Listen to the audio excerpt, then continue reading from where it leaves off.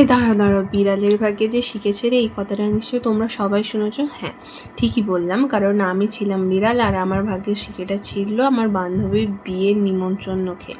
তোমাদের বিয়ে বাড়ির নিমন্ত্রণ হয়তো অনেক পড়েছে 2025 থেকে 26-এর মধ্যে, কিন্তু এই প্রথম 2026-এ এসে আমার একটা অবশেষে বিয়ে বাড়ি পড়লো, তাও বান্ধবীর বিয়ে।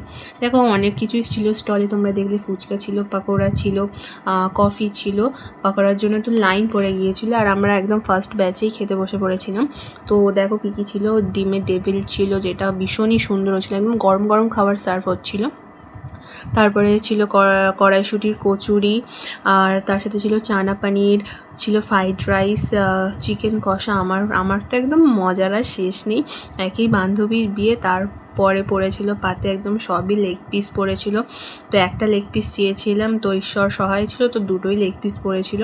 তার সাথে ছিল ফ্রাইড রাইস, অত্যন্ত একটু মিষ্টি মিষ্টি ছিল ফ্রাইড রাইসটা, তো খেতে কিন্তু ভালোই লেগেছে। মাংসটাও একদমই ঘরোয়া ছিল, একদম ঝাল বা রিচ কিছু হয়নি।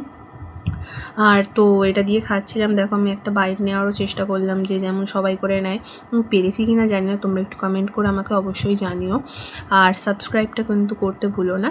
আর তারপরে ছিল চাটনি, পাঁপড়, আর হচ্ছে গিয়ে মিষ্টি ছিল। তো মিষ্টি আমি একটাই খেয়েছি, রসগোল্লা, সন্দেশ আমি খাইনি।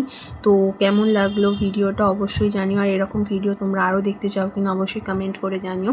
তো আইসক্রিম দিয়েছিল, সেটার ভিডিওটা নিলাম, তো কেমন হয়েছে অবশ্যই জানিও।